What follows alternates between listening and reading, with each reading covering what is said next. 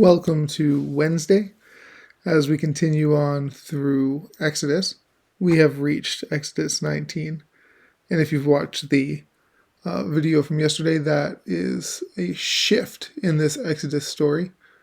We now see Moses and Israel at the foot of Mount Sinai. Hopefully, you know Mount Sinai as being home of one of the most famous covenants between God and his people.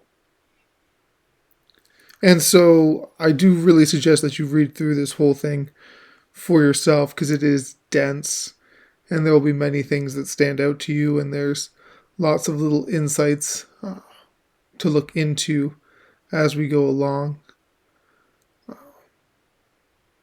We'll read a little bit starting at verse 4. You yourselves have seen what I did to Egypt and how I carried you on eagle's wings and brought you to myself. Now if you obey me fully and keep my covenant, then out of all nations you will be my treasured possession. Although all the earth is mine, you will be for me a kingdom of priests and a holy nation. And the people, when Moses comes to them with that word, respond with, we will do everything the Lord has said. And so we see this beautiful inception of this relationship post-Exodus, where God reaffirms his promises, where he tells his heart that he proclaims among these people their position in his will, this special place. And like any great proposal, it is overjoyed when they agree, where they claim they're all in. We will do everything the Lord has said. And from verse 9 on, we see an amazing image of holiness from God. We see how his presence physically changes the world around us. We see how we can't even approach or touch the foot of the mountain on which he is going to dwell. We see these practical matters of God as we prepare our way to him, that we would make sure that we are clean, that we would abstain, that we would make ourselves ready to be near God. And I don't want this to be misconstrued as a God needs us to be pure to cover up the distance, that God demands a certain level from us or else he does not keep his presence near us, because there are gracious moments where God doesn't allow our humanity to interfere with him.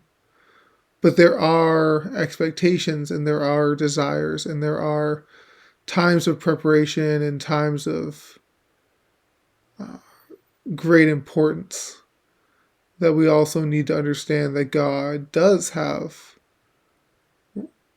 requirements, that God does have desires, that God does have the right to set up his own expectations. And so here we see this holy God preparing us to meet his holiness, preparing us to begin our covenant with him. And so simply, I want to ask, what level of holiness, what level of experience with him, what level of set apartness is God calling you to? Where does he want to take you? What does he want to show you? And what is it that he's asking for you to be prepared? For you to set apart yourself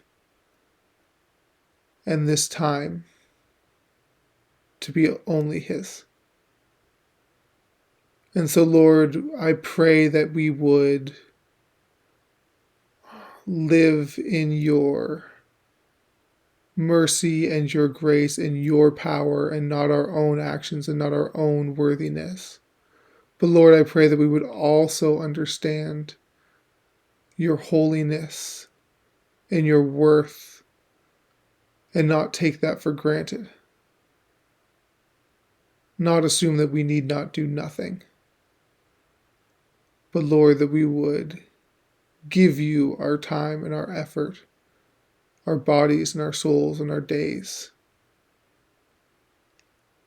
so that we could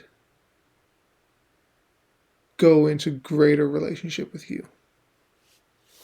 Amen.